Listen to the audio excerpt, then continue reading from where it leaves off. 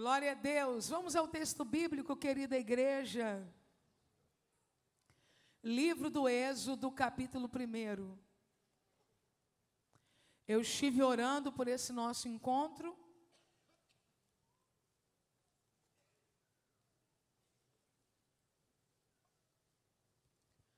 Quando o Senhor me conduziu ao segundo livro de Moisés, chamado Êxodo,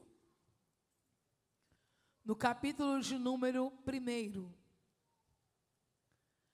Em um dia em que eu estou aqui lançando um livro com o título Eleitas, eu quero também falar de um povo eleito esta noite. Segundo livro de Moisés, chamado Êxodo, capítulo 1. Se você já encontrou, diga glória a Deus. Estes, pois, são os nomes dos filhos de Israel que entraram no Egito com Jacó. Cada um entrou com a sua casa: Rubem, Simeão, Levi e Judá, Issacar, Zebulon e Benjamim, Dan, Naftali, Gade e Azer. Todas as almas, pois, que descenderam de Jacó, foram 70 almas. José, porém, estava no Egito. Levante uma das suas mãos, eu quero dar graças a Deus por esta palavra. Pai Santo, eu te exalto, porque a tua palavra permanece no céu e é revelada à tua igreja pelas Escrituras. Eu oro agora, Senhor, para que uma vez mais o Senhor nos abra a porta da palavra e por causa da tua palavra, um exército poderoso seja levantado hoje aqui. Oro crendo em o nome de Jesus Cristo justo. Amém. Você pode aplaudir ao Senhor pela sua palavra agora.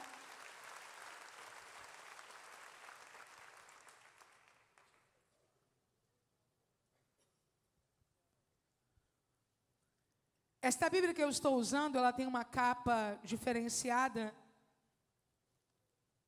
Na conferência profética do profeta Vitor Hugo, eu soube que estaria lá um irmão que faz algumas gravuras especiais em capas. E eu me interessei de levar uma Bíblia antiga para ter uma repaginada, né, na capa, porque era uma Bíblia que eu gosto muito e a capa estava decadente. Foi feito esse trabalho, mas acabou que eu ganhei esta aqui também, diferenciada. Um presente da pastora Aline Santos, pastora nesta igreja também. Na minha opinião, em uma Bíblia, só a capa é um trabalho de homens. Na minha opinião, na Bíblia, nesta Bíblia que você está usando, só a capa é um trabalho de homens. Saindo da capa e entrando no texto sagrado, eu não consigo acreditar que nada aqui possa ter sido produzido por um homem sem passar pelo crivo da vontade diretiva de Deus. Não consigo acreditar. E por que eu não consigo acreditar? Porque Deus já me deu a alegria de lançar 11 livros. E todas as vezes que eu vou lançar um livro, por mais que eu confie na editora, por mais que eu confie nos editores, eu vou acompanhando o processo. Porque é o meu livro. Ficando maravilhoso ou ficando mais ou menos, 1, 2 ou 3 pessoas podem comentar o nome da editora ou o nome de quem fez o trabalho, mas na maioria das vezes, essa identificação vai ser sobre mim.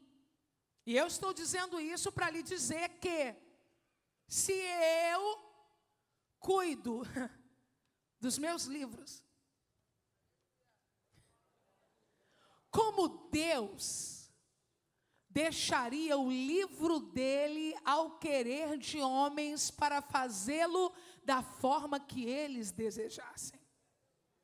Eu estou dizendo isso para lhe dizer que, para mim, o texto sagrado, em seu todo, de Gênesis ao Apocalipse, é divinamente inspirado por Deus. Eu afirmo, isso não é só para mim, qualquer pessoa razoável sabe disso, que o texto sagrado não contém a palavra de Deus. O texto sagrado é a palavra de Deus. Mas eu creio em algo mais, e é nesse ponto que a gente começa a introduzir a mensagem. Eu creio que até a disposição dos livros no cânon sagrado passou pela vontade de Deus. Eu não acredito que Êxodo está aqui aleatoriamente. Eu não acredito que o Apocalipse encerra o texto bíblico aleatoriamente. Eu não acredito que a disposição dos evangelhos sinóticos em começar por Mateus e então Marcos e Lucas tenha sido algo aleatório. Eu estou certa de que todo o processo escriturístico passou pela direção de Deus, porque Ele tomou conta do seu livro. Eu vou lhe dar aqui um pequeno sinal, uma pequena demonstração. Vocês conhecem o livro de Ruth? Quem aqui conhece o livro de Ruth, diga amém. O livro de Ruth, ele é o 8º livro da Bíblia. Para mim isso não é uma coisa que esteja acontecendo por acaso. Você sabe perfeitamente que o número 7 trata de um ciclo perfeito. De 1 a 7 você tem um ciclo. De 8 em diante você tem um novo ciclo. 7, sétimo livro, Juízes, decadência, feminicídio, desobediência, morte. Quando esse ciclo se encerra, vem o 8º. O número 8 aponta para aliança. O número 8 aponta para recomeço. Porque o 8, na verdade, não é apenas o 8, é o novo 1. Vem comigo, você vai compreender o que eu estou dizendo. Quando você chega no 8º, é como se você estivesse chegando no primeiro, voltando para o primeiro de novo. E talvez você me diga, mas isso é impossível, isso não pode existir. Pode.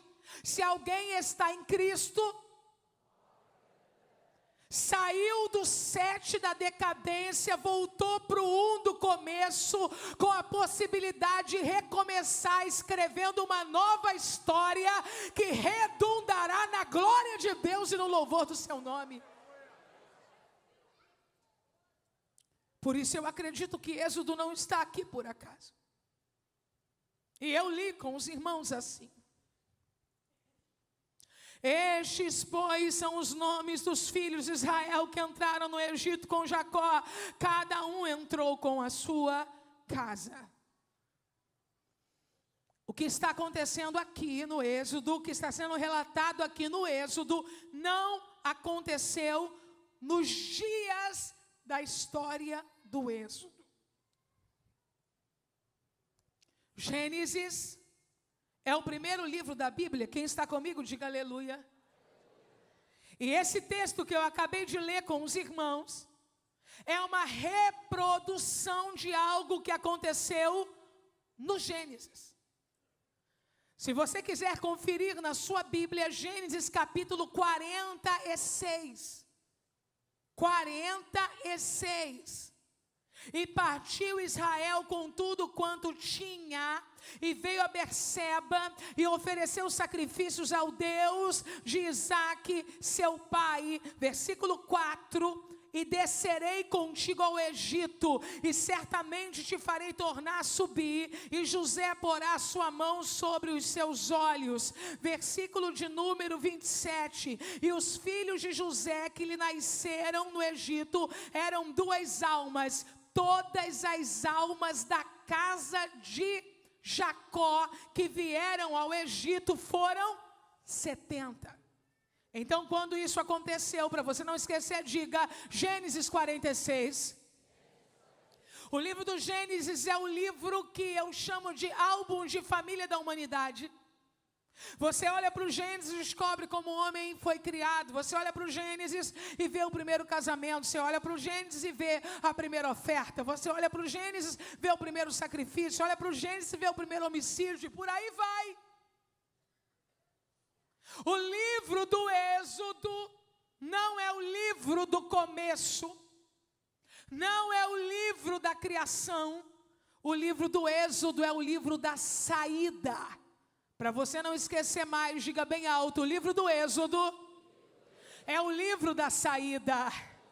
Então a família de Jacó aparece em Gênesis 46, saindo de Canaã e indo morar no Egito. E esse livro do Gênesis é o livro do começo. Ali houve ciúme. Ali, irmãos venderam irmão. Ali, filho se deitou com a mulher do pai. Gênesis. Ali, irmão tomou a bênção do outro irmão. Livro do Gênesis. Ali, irmão matou outro irmão por ciúme. Livro do Gênesis. Agora estamos em Êxodo. E em Êxodo nós vamos encontrar o livro da saída. Aí Deus pega a lista dos filhos de Jacó, que saíram de Canaã e foram morar no Egito, no capítulo 46 do Gênesis. Pega essa lista e com a mão dele, que controla a história, controla a Bíblia, controla a sua vida, controla a minha vida, controla o ecossistema, controla a temperatura. Ele pega a mão dele e arrasta essa lista do Gênesis para o Êxodo. Aí eu começo a liberar uma palavra para pai, para mãe, para tio, para tia, para irmã, para cunhado. Deus não vai deixar a tua casa no Gênesis da queda. Deus não vai deixar a tua casa no Gênesis da dor. Deus não vai deixar a tua casa no Gênesis da separação, da desunião, da guerra, da discórdia, da traição, da perca de relacionamentos. A mão de Deus está entrando no teu Gênesis hoje e arrastando a tua família para o Êxodo. Assim.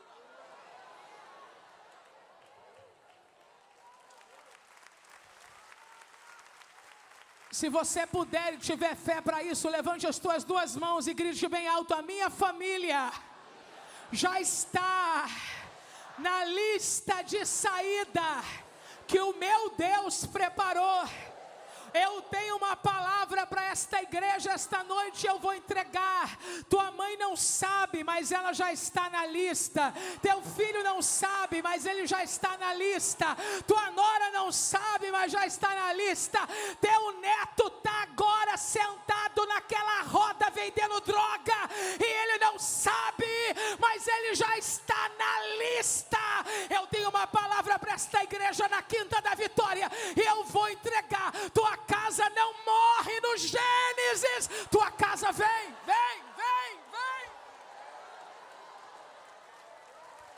Aleluia.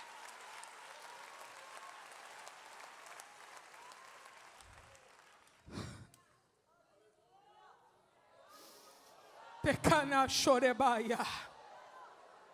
Para os filhos de Israel, saída.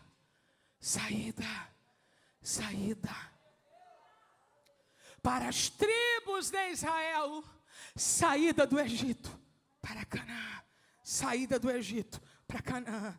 Se no Gênesis saiu de Canaã para o Egito, vai ter que ser arrastado para o Êxodo para sair do Egito para Canaã.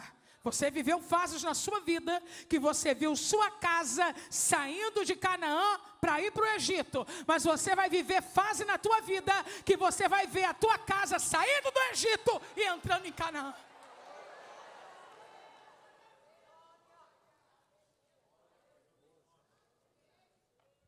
Perceba o que está acontecendo aqui. Versículo de número 5. Acompanhe comigo o texto. Todas as almas, pois, que desceram de Jacó foram 70 almas. E a última parte do versículo diz assim: José, porém, estava no Egito. Para você não esquecer mais, diga bem alto: José, porém, estava no Egito. 1, 2, 3. Quem é José? Governador. Quem é José? Pessoa influente. Quem é José? Um homem que tem um relacionamento profundo com Deus. Quem é José? O homem que é detentor de uma aliança. Quem é José? Um homem que teve visões e sonhos espirituais. Tudo bem? Ele está onde? No Egito. Então a família dele vai para o Egito e quem está no Egito é ele. Eu sei que parece redundante, mas não é uma redundância em vão que eu estou fazendo aqui. Eu estou fazendo isso para chamar a sua atenção como um recurso de linguagem. Uma coisa é você ir para um lugar que você não tem ninguém. Outra coisa é você ir para um lugar onde o seu parente chegado é o governador. Aonde ele tem influência com a autoridade superior a ele e só tem uma autoridade superior a ele. Você vai com a malinha dando glória. Esse é o meu lugar. Deixa eu ficar nesse lugar todos os dias.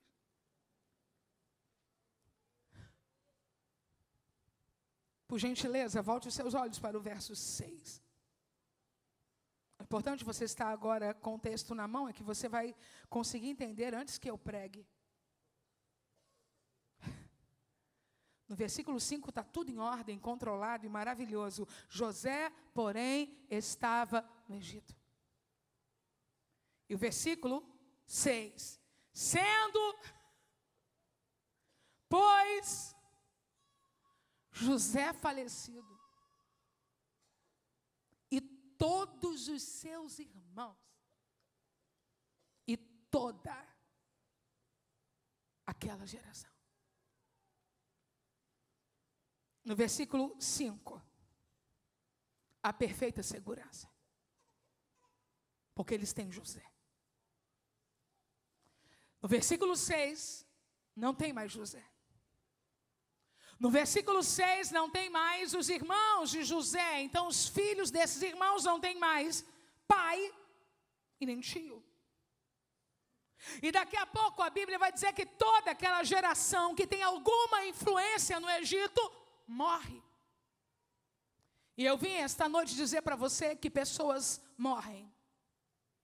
Eu sei que você sabe, mas é sempre bom lembrar, pessoas morrem. Eu vim dizer para você que pessoas passam. Eu vim dizer para você que gente querida se vai quando é chamado para a eternidade, se vai quando um ciclo termina e esta pessoa acaba indo para um outro lugar, se vai quando não tem fortaleza de caráter para permanecer, se vai quando está vivendo um momento tão desafiador na vida que não consegue permanecer, simplesmente as pessoas vão. Só que quem trouxe você e a tua casa para o êxodo não foi a influência dos seus pais e de nenhum político poderoso. Quem trouxe você e sua casa para o êxodo não foi sua vozinha que orava muito como a minha orava e está na eternidade. Eu quero dizer para você que essas pessoas incríveis e fantásticas que passaram pela nossa vida e que deixaram um legado incrível, elas nos deixaram ensinamentos que nós vamos levar para sempre, mas não é por causa delas que eu cheguei no êxodo da minha saída e abandonei o Gênesis da minha queda. A mão que me puxou de lá está me dizendo esta noite: eu ainda estou sobre você e sobre toda a tua casa e toda a tua família. Se você puder sentir o desejo de fazê-lo, me ajude a pregar e diga para uma pessoa: pessoas se vão. Com mais autoridade, diga ela agora: gente morre, mas promessas não morrerão. Por isso eu vou ler o que a Bíblia está dizendo no versículo 7. Mas antes eu quero te lembrar do 6. Sendo, pois, José falecido e todos seus irmãos e toda aquela geração. Se nós não conhecêssemos a história, nós esperaríamos para o versículo 7. E eles se extinguiram. E eles se enfraqueceram. E eles foram destruídos. E eles não conseguiram sobreviver ao êxodo, mas porque nós sabemos quem Deus é. Ouça o que a Bíblia diz agora, porque isso tem a ver com você.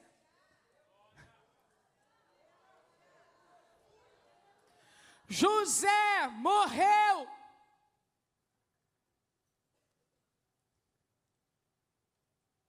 Seus irmãos morreram.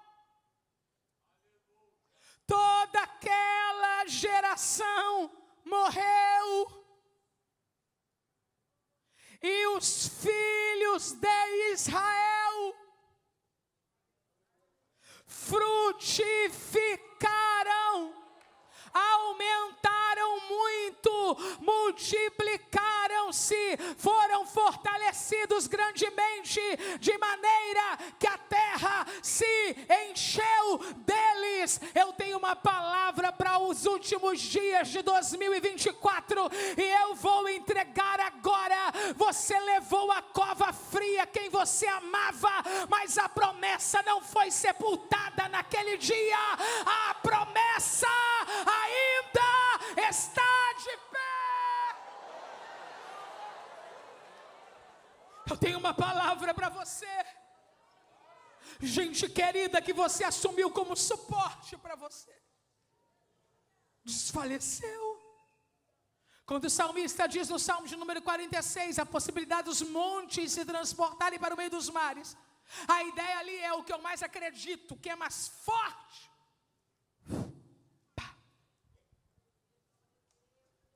O esteio da família. A porta que nunca fecha. O lugar exato de onde vem a tua provisão.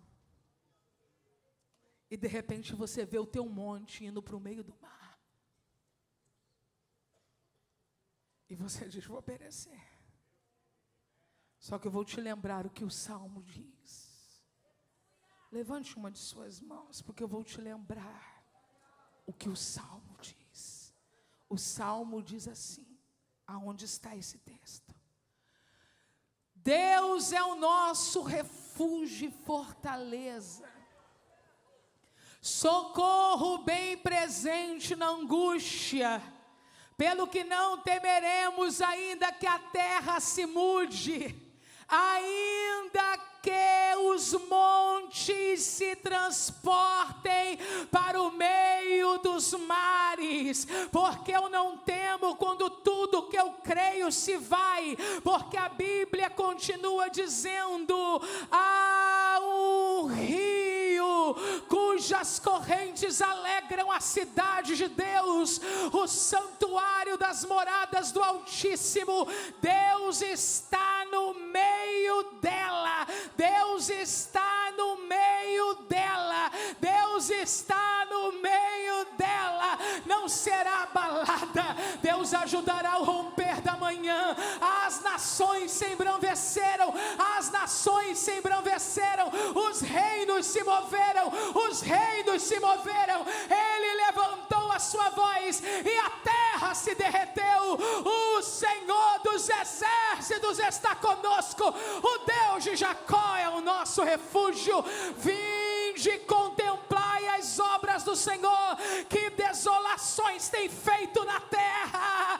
Quebra o arco, quebra o arco, quebra o arco, corta a lança, corta a lança, corta a lança, queima os carros do fogo. Aquietai-vos e sabei que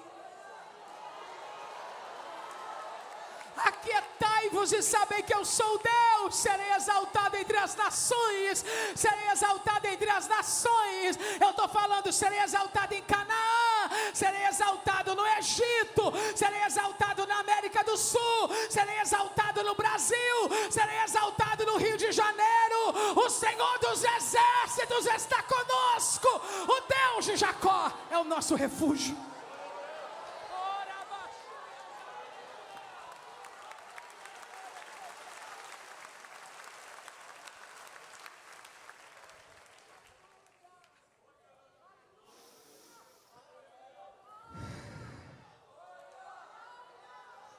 De comana suricantaramachia, de que andere plovas. Ninguém mais conhece José ali. Está fazendo falta mesmo, né? Estou dizendo para você que perder pessoas não geram consequências difíceis, desafiadoras. Claro que gera. Ninguém ali mais conhece José, nem faz menção do que aconteceu em sua história. E o rei que se levanta agora, ele começa a olhar os filhos de Israel com uma certa preocupação, porque eles mantêm seus costumes, são diferentes, trabalham até então com pecuária, que é algo abominável para os egípcios, apacentar ovelhas. Estão crescendo assustadoramente, se multiplicando. O que era para ser uma colônia de imigrantes, agora é uma nação dentro de uma outra nação. E eles colocam na cabeça que se houver uma rebelião no Egito, ou uma guerra, aquele povo pode se unir aos inimigos deles e os destruírem. Por favor, eu gostaria que você olhasse agora o versículo 11. Para que você esteja ciente do que costuma acontecer quando, apesar das dores, temos uma promessa e começamos a frutificar, a aumentar, a multiplicar, a se fortalecer. É possível que esteja isso aqui na nossa rota. E os egípcios puseram sobre eles maiorais de tribunos, para os afligirem com suas cargas. E edificaram a Faraó cidades de tesouros, Pitom e Ramsés. Eles agora acreditam que se escravizarem aquele povo, se dominarem aquele povo, ocupando-os com cargas pesadas, deixando-os sem tempo e sem motivação para as relações familiares e conjugais, eles vão conseguir destruí-los. Só que o versículo 12 é o versículo chave para mim esta noite, para concluirmos o pensamento que abrimos aqui no poder do Espírito Santo. Mas, quanto mais os afligiam, tanto mais se multiplicavam e tanto mais cresciam. No versículo de número 7, já há uma sentença onde eles estão multiplicando, aumentando, frutificando. Mas nesse momento, embora não tenha a presença de José, nem da geração de José, eles estão vivendo um período tranquilo, falando de pátria, falando de geografia na terra de Gósen. Algumas pessoas acreditam que o que estamos vivendo é resultado da geografia que escolhemos, é resultado de uma herança que recebemos, é resultado de algum tipo de facilidade que eles acreditam que nós temos e que na maioria das vezes nem temos. Só que quando a opressão veio, veio para responder a Israel e para responder o Egito. Não é sobre a geografia, sobre a facilidade, nem sobre a liberdade. Mesmo sendo afligidos, tanto mais se multiplicavam e tanto mais cresciam. Agora eu vou lhe fazer uma pergunta para você que trabalhou hoje o dia inteiro. Quem trabalhou hoje? Graças a Deus por isso. Uma pessoa que trabalha, e algumas vezes num ambiente de pressão, ainda sofrendo algumas aflições, no final do dia essa pessoa está como? Perfeito, vocês foram em cima. Esse é o substantivo. No final do dia a pessoa está? Então ela trabalha, ainda enfrenta pressões, e no final do dia ela está? Perfeito. Agora olhe a última parte do versículo 12. Para você entender o que Deus está fazendo na sua vida e na sua história. Quanto mais os afligiam, tanto mais se multiplicavam e tanto mais cresciam. E a última parte para você que já respondeu, que quem passa por esse dia desafiador, chega no final do dia cansado. Mas o texto vai dizer quem ficou cansado. De maneira que se enfadavam, se cansavam com dores, por causa dos filhos de Israel. Eu vou repetir, já interpretando o texto para você. Eles nos perturbam, eles nos afligem, eles mexem na carga horária da gente, eles diminuem o salário da gente, eles mandam piadinha no setor de trabalho, eles vigiam a sua vida e fazem considerações inapropriadas na sua família ou na comunidade que você vive. Eles te perturbam a semana inteira e quando chega na quinta, no penúltimo dia da semana de trabalho, você vem para a quinta da vitória, e quem está enfadado são eles. Se você puder, levante uma das suas mãos, porque eu vou te entregar uma palavra esta noite. Satanás vai se enfadar nesta luta. Eu vou repetir, os demônios vão se enfadar nessa luta. Eu vou repetir, os adversários da promessa vão começar a perder a força nessa luta. E você trabalha, é afligido e cresce, trabalha, é afligido e cresce. Por quê? Porque tem uma promessa sobre a tua vida, e essa promessa está de pé. Espírito da profecia de Cristo.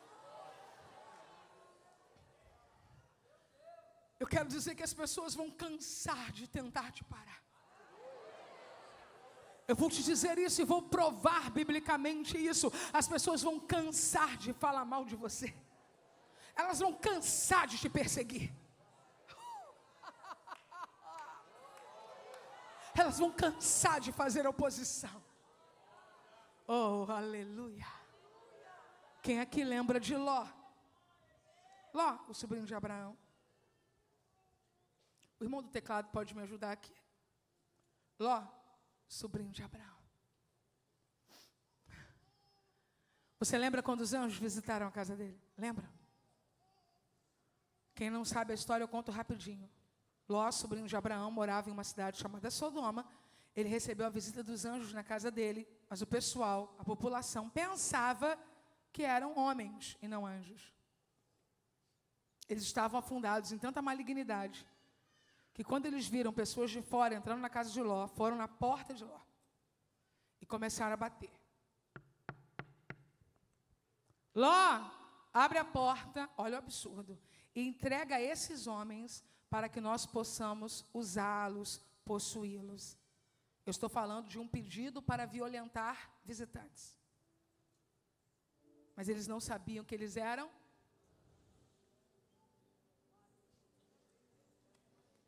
Tem uma representatividade do céu dentro da tua casa hoje.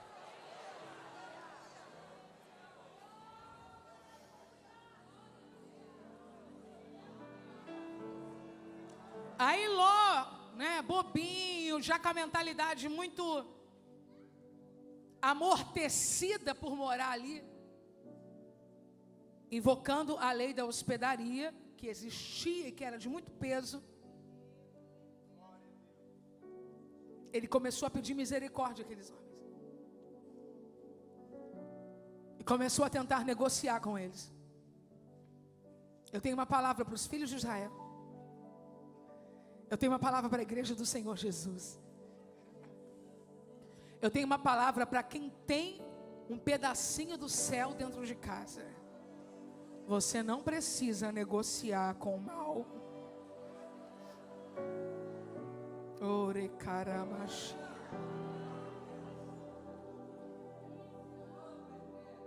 Aí Ló começou com umas propostas sem nexo. Eu entrego as minhas filhas. Quem tem um pedaço do céu dentro de casa não tem que entregar ninguém da família. Quem tem um pedaço do céu dentro de casa não tem que desistir de nada.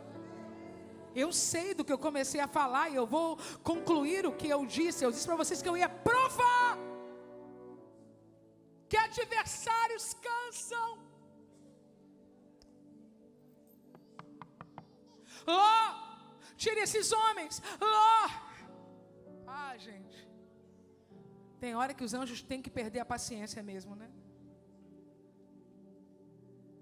Os anjos pegaram Ló, jogaram para dentro. Tem horas que se Deus não colocar a gente para dentro, a gente fica ali,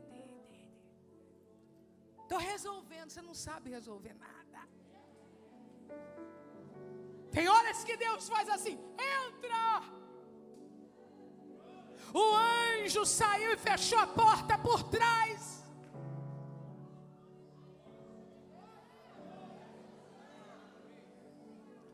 Feriu os homens que estavam na porta de Ló com cegueira. Cegueira ali não é apenas perda de visão, mas confusão mental que impede a ação futura.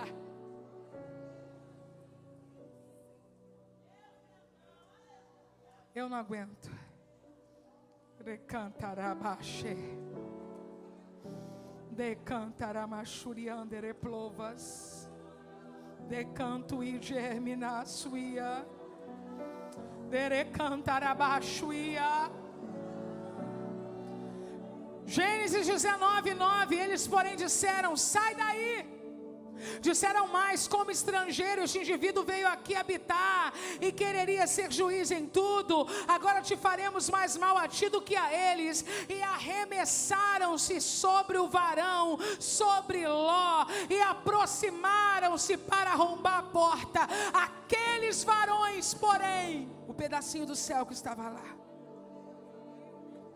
estendeu a mão e fizeram entrar Ló consigo na casa e fecharam a porta e feriram de cegueira os homens que estavam à porta da casa, desde o menor até o maior. Se você está acompanhando no texto bíblico, você sabe o que está escrito aí. De maneira que se cansaram de tentar achar a porta. Oh, meu irmão, lebarachou quebiande plovas. Tem demônio cansando Tem perseguidor cansando, tem murmurador cansando, tem difamador cansando, tem caluniador cansando, tem opressor cansando, tem perseguidor cansando. Eu quero sobretudo falar do mundo espiritual, porque a nossa luta não é contra a carne nem contra o sangue, mas contra principados e potestades. O inferno tem se levantado para achatar o povo de Israel no Egito, mas esta noite a palavra é: trabalha e não cansa, trabalha e não cansa, trabalha e não cansa, trabalha e cresce, trabalha e aumenta, trabalha e frutifica, trabalha e cresce.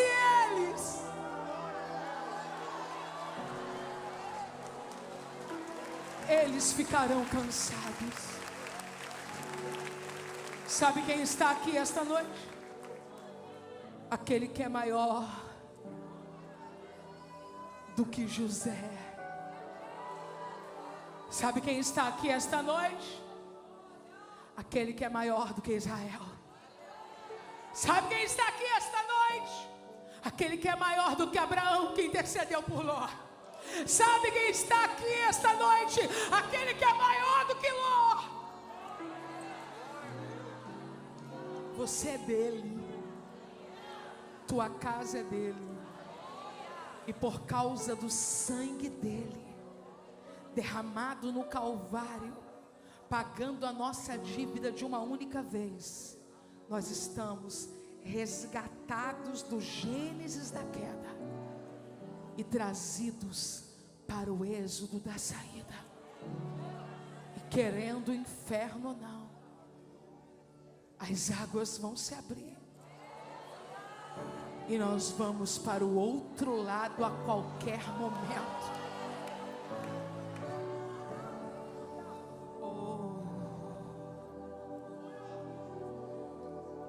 Aquele que nos tirou do império das trevas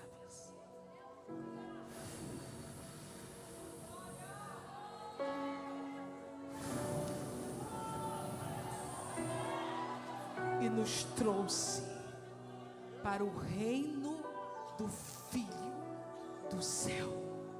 Amor, Ele está aqui. Se levante.